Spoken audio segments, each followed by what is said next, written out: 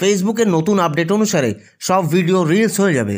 অর্থাৎ আপনার ভিডিও 15 সেকেন্ডের হোক, 90 সেকেন্ডের হোক, 3 মিনিটের হোক বা তার বেশি, সবই রিল হিসেবে শেয়ার হবে।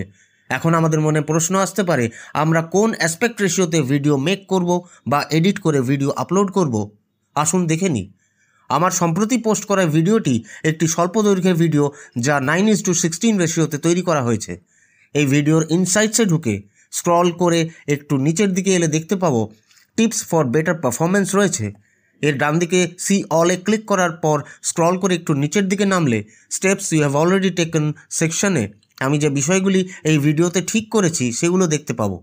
ফেসবুকের রেকমেন্ড করা টিপসের মধ্যে একটি হলো use mobile friendly aspect ratio.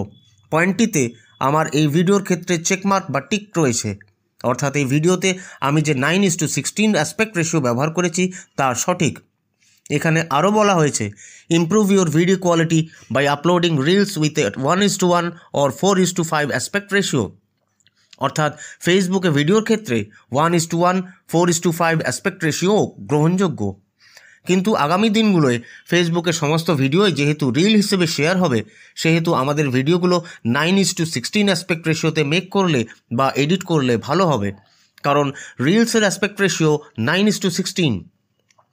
ফেসবুকে 1:1 বা 4:5 হোম ফিড বা নিউজ ফিডে ভালোভাবে দেখা যায়, কিন্তু আগামী দিনগুলোয় যেহেতু সব ভিডিওই রিল ক্যাটেগরি বা রিলস ফিডে দেখানো হবে এবং রিলস সবচেয়ে ভালো দেখা যায় 9:16-এ, আমাদের সব ভিডিওই 9:16 অ্যাসপেক্ট রেশিওয় বানালে আমাদের ভিডিওয় রিচ পাওয়ার সম্ভাবনা বাড়বে এবং অডিয়েন্সেরও দেখতে ভালো লাগবে।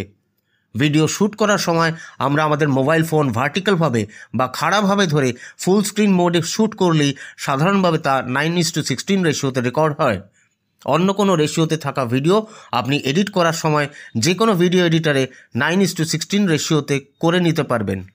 আরও ফেসবুক টিপস ও আপডেটস পেতে ভাইব্রেন্ট কৌশিকের সাথে যুক্ত থাকুন। ধন্যবাদ।